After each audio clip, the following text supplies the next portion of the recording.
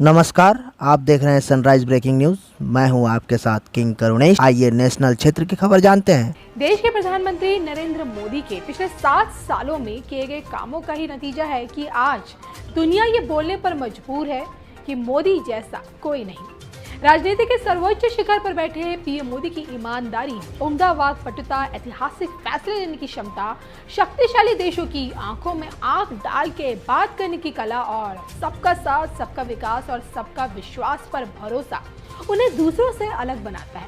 देश को पहली बार ऐसा प्रधानमंत्री मिला जिसने देशवासियों को स्वच्छ भारत का पाठ पढ़ाया, जम्मू कश्मीर को 370 की बेड़ी से आजादी दिलाई, 3 तलाक के खिलाफ कानून लाकर मुस्लिम महिलाओं की जिंदगी बदल दी, अयोध्या में राम मंदिर निर्माण की नींव रखी, दुश्मनों को उन्हीं के घर में ढेर कर दिया और अपनी कूटनीति के बल पर अंतर्राष्ट्रीय स्तर पर भारत को एक नई पहचान दिलाई है। आलम यह है कि अमेरिका से लेकर देखिए खाड़ी देशों में सिर्फ मोदी ही मोदी हो रखा है।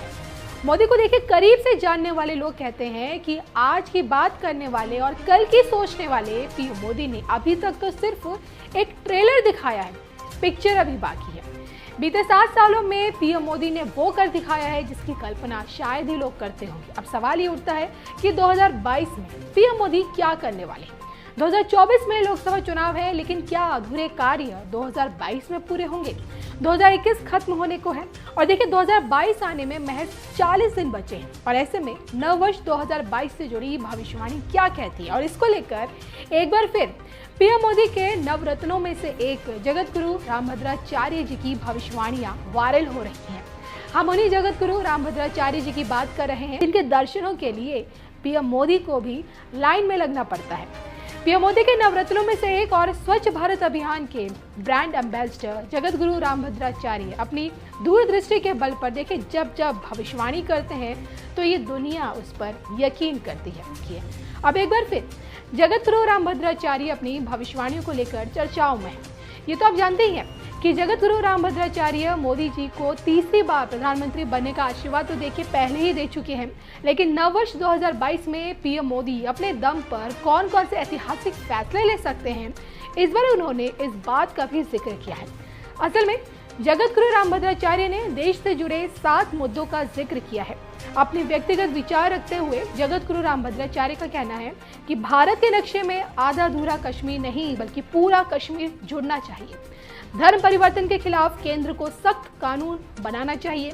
देश में मुस्लिमों की आबादी बहुत तेजी से बढ़ रही है और हिंदुओं की संख्या उस अनुपात में कम होती जा रही है और इसे देखते हुए जनसंख्या नियंत्रण को लेकर जल्द से जल्द कानून बनना चाहिए।